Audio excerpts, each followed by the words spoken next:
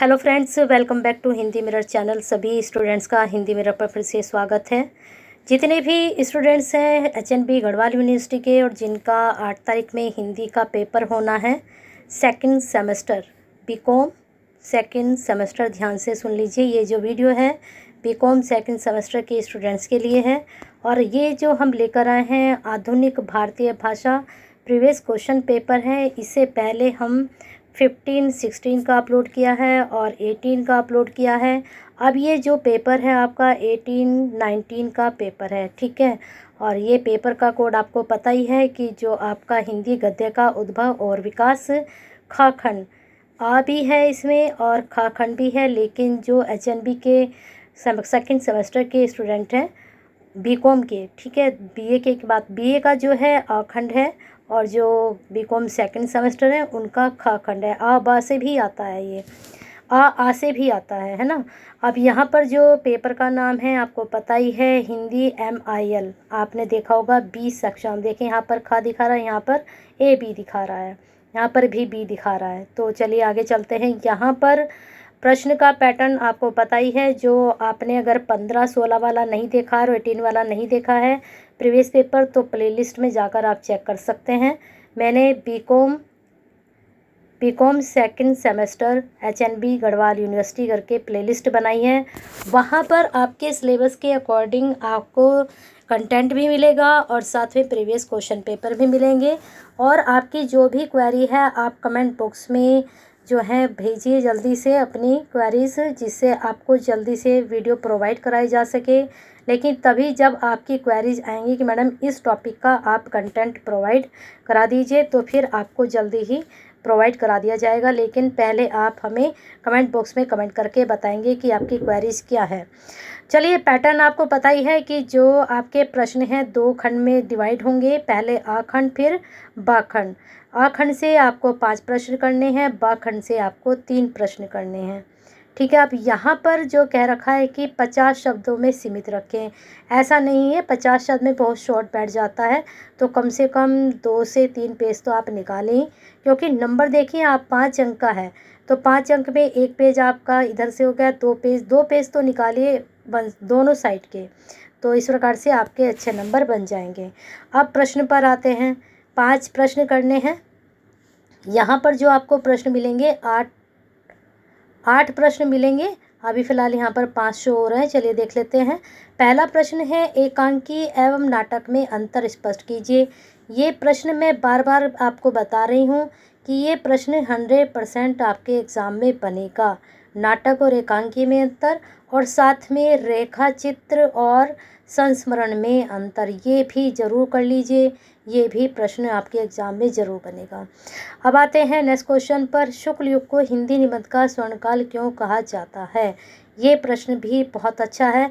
आप लोगों को जो शुक्ल युग का जो हिंदी निबंध है, निबंध के मैंने आपको प्रकार भी बताए हैं, निबंध का अर्थ भी बताया है, निबंध की विशेषताएं भी बताई हैं और निबंध को कितने भागों में डिवाइड किया गया है ये भी आपको बताया गया है। तो उसमें जो शुक्ल युग है उसको सारा आप लिख दीजिए, तो वही स्वर्णकाल आपका आंसर बन जाएगा।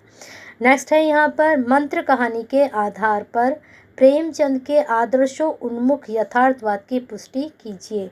अब प्रेमचंद जी का जो युग है, कहानी का जो युग है, इसमें मैंने आपको बता रखा है कि जो कहानी का युग है प्रेमचंद जी से पहले का, प्रेमचंद जी के समय का और प्रेमचंद जी के बाद का। तो जो प्रेमचंद जी के समय का युग है वहाँ यहाँ पर आपको वही एक्सप्लेन करना है। और जो प्रेमचंद जी ने कहानियाँ लिखी हैं उसमें मैंने बता रखा है कि प्रेमचंद जी की जो कहानी है आदर्श उन्मुख कौन सी कहानी है, यथार्थवादी कौन सी कहानी है, उसी सब को आपको एक्सप्लेन करते हुए इस क्वेश्चन का आंसर अटैम्प्ट करना है। अब ये देखिए 2 क्वेश्चन ये बिल्कुल घूम कर आए हुए हैं, घुमा रखा है स्टूडेंट्स को, लेकिन सीधा सीधा नहीं पूछा गया। सीधा सीधा आपसे हिंदी निबंध के बारे में पूछा गया है, सीधा सीधा आपके कहानी के आधार पर प्रेमचंद के युग के बारे में पूछा गया है। लेकिन स्टूडेंट्स क्या करते हैं कि अरे ये प्रश्न कहाँ से पूछ लिया, ये तो हमने पढ़ा ही नहीं। तो बस आपको थोड़ा सा इतना पकड़ना है कि हिंदी निबंध के बारे में पूछा है, शुक्ल युग के बारे में पूछा है तो बस सीधा एक्सप्लेन करना है। कहानी के युग के बारे में पूछा है, प्रेमचंद जी के बारे में पूछा है तो प्रेमचंद जी युग के बारे में आपको यहाँ पर बताना है। और फिर तो आप बताओगे ही, जब प्रेमचंद जी युग है तो प्रेमचंद जी ने कौन सी कहानी लिखी है, कौन सी यथार्थपरक है, कौन सी याददाश्तोन्मुख है। ठीक है, चलिए अब आगे चलते हैं। सब उन्नतियों का मूल धर्म है, इस कथन को स्पष्ट कीजिए। प्रश्न ये 3 पेपर में अपलोड कर चुकी हूँ, तीनों में ये प्रश्न आया है, ये पंक्ति आई है और इसी के आधार पर किसने कहा है सब उन्नतियों का मूल धर्म है। ये आपका भारतेंदु जी का जो चैप्टर है वहाँ से लिया गया है ये कथन, उसके आधार पर ये आपको एक्सप्लेन करना है। हिंदी के प्रमुख 5 पत्र साहित्यकारों के नाम लिखिए। बस जितना पूछा गया है 5 के जो पत्र साहित्यकार हैं उनके बारे में आप लिख दीजिएगा, बस उतने ही पे आपको नंबर मिल जाएंगे। चलिए अब चलते हैं नेक्स्ट खंड पर आपके। अब नेक्स्ट खंड पे जाने से पहले मैंने आपको बताया था कि इस खंड में आपको 7 से 8 के प्रश्न मिलते हैं, तो यहाँ पर 7 प्रश्न मिले हैं, 7 में से आपको 5 करने हैं। श्रीमान का स्वागत निबंध में निहित व्यंग को स्पष्ट कीजिए। बस वही श्रीमान के स्वागत के बारे में आप लिख दीजिए, उसमें क्या व्यंग आया है उसको थोड़ा आप हाईलाइट करते हुए इसके बारे में एक्सप्लेन कर सकते हो। सिक्का बदल गया कहानी की नायिका का नाम बताए हुए इसका चरित्र चित्रण कीजिए। आपको पता ही है जो सिक्का बदल गया कहानी की नायिका है वो शाहनी है, तो शाहनी का आपको यहाँ पर चरित्र चित्रण करना है। कुछ प्रश्न बहुत ईजी हैं, कितने करने थे आपको? 5 करने हैं। 5 में से देखिए आपका ये वाला प्रश्न ईजी हो गया, श्रीमान का स्वागत का सारांश भी आप लिखोगे तब भी आपको नंबर मिल जाएंगे। अब आते हैं यहाँ पर आपके ख खंड पर, ब खंड पर। ब खंड में क्या है, किन्हीं 3 प्रश्नों के उत्तर दीजिए, प्रत्येक प्रश्न 15 अंक का है। अब यहाँ पर आपको देखना है प्रत्येक प्रश्न जो है 15 अंक का है। इसमें अब आगे हमें प्रश्न चेक करने हैं कौन कौन से हैं। हिंदी कहानी साहित्य के विकास में मुंशी प्रेमचंद जी का योगदान बताइए। अब जो ऊपर प्रश्न था, अब ये वाला प्रश्न, दोनों में आपको क्या अंतर करना है, यहाँ पर बताना है प्रेमचंद जी के युग का ही, लेकिन वहाँ पर आपको सिर्फ वहाँ पर आपको सब कुछ बताना है प्रेमचंद जी का जो युग था। यहाँ पर आपको क्या करना है, प्रेमचंद जी के युग के साथ साथ और कौन से लेखक थे उनके बारे में भी यहाँ पर आपको एक्सप्लेन करना है। और जो ऊपर प्रश्न था कि आदर्शोन्मुख यथार्थवाद हैं, वहाँ पर सिर्फ प्रेमचंद जी की जो कहानियाँ हैं उनके बारे में बताना है आपको। ठीक है, और ये लेंथी में है आपका 15 नंबर का है, वहाँ 5 नंबर का है, तो थोड़ा बहुत अंतर तो आपको करना पड़ेगा दोनों में। अंधेर नगरी नाटक अपने समय और समाज के चित्रण किस प्रकार करता है, विस्तार से स्पष्ट कीजिए। अगर आपने अंधेर नगरी नाटक पढ़ लिया है तो उसमें क्या बताया है, समय और समाज का चित्रण करना है, किस तरह का वहाँ समय दिखाया गया है, किस तरह का वहाँ किस समय की वो लिखी गया है, नाटक कब लिखा गया है, ये इसके बारे में आपको पता है ना।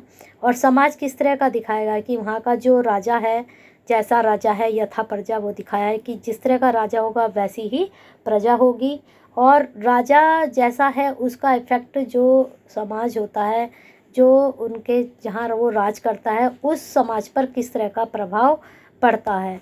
तो वही सब यहाँ पर जब आप एक्सप्लेन करोगे तो ये क्लियर आपका हो जाएगा। थोड़ा थोड़ा आप सारांश उठाएंगे, उस पहले आपने एक पैराग्राफ उठाया, फिर पैराग्राफ के हिसाब से आपने अपने शब्दों में उसको एक्सप्लेन किया, ऐसे करना है। आधुनिक युग में हास्य व्यंग्यपरक निबंध लेखन को पुनर्जीवित करने में हरिशंकर प्रसाद जी का प्रमुख योगदान रहा है, इस कथन की समीक्षा कीजिए। अब यहाँ पर क्या करना है, सदाचार का ताबीज़ है तो उसके हिसाब से उनका हास्य व्यंग्यपरक है ये निबंध इनका, उसको उठाइए, फिर उसके साथ साथ हरिशंकर प्रसाद जी की जीवनी लेनी है साथ में, उन दोनों को आप मिक्स करके थोड़ा बहुत और पढ़िए इसमें, फिर इसकी समीक्षा आप कर सकते हो। फिर नेक्स्ट क्वेश्चन है, बिबिया की जीवन कथा करुणा से भरी हुई है, इस कथन की पुष्टि कीजिए। बिबिया का चरित्र चित्रण आपको पता ही है, वहाँ से हेडिंग उठाइए, मैंने बता रखे हैं आपको बिबिया के हेडिंग कितने हैं, 4-5 हेडिंग बताए थे। उन हेडिंग को लेकर पहले उसके जीवन के बारे में, कहाँ से शुरुआत हुई, ठीक है, वो सब आप यहाँ पर एक्सप्लेन कर सकते हो, तो वही आंसर इसका बन जाएगा। चरित्र चित्रण वाले जो हेडिंग है वो यहाँ पर आप डालकर इसको आंसर को उसके हिसाब से अटेम्प्ट कर सकते हो।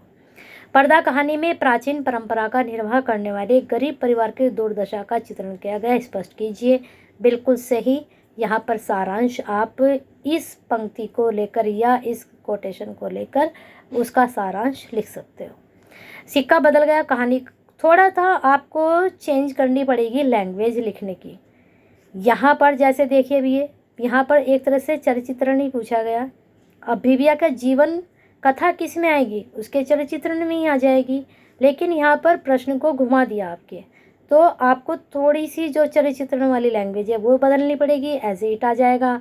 यहाँ पर भी सारांश की थोड़ी सी लैंग्वेज इस पंक्ति के इस कथन के हिसाब से आपको बदलनी पड़ेगी, एज इट आंसर आ जाएगा। नेक्स्ट है सिक्का बदल गया कहानी का मूल कथ्य मानवता की भावना है, इस कथन की समीक्षा कीजिए।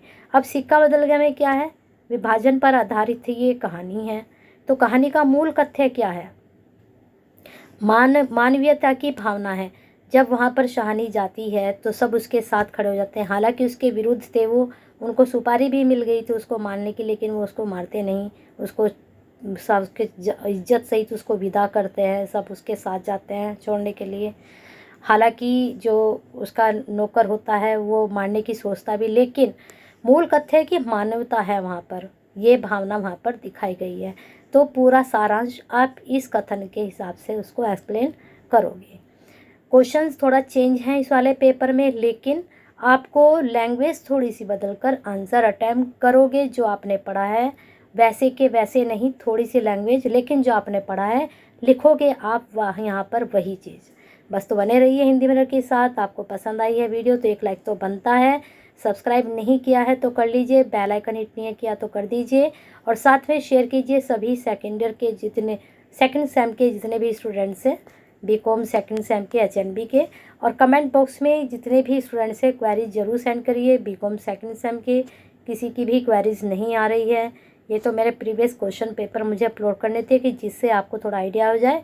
बाकी मैंने प्लेलिस्ट बनाई है, काफ़ी कंटेंट उसमें मैंने अपलोड भी कर दिया है। एक दो टॉपिक अगर मुझे लगेंगे इम्पोर्टेंट है तो वो भी मैं अपलोड कर दूँगी।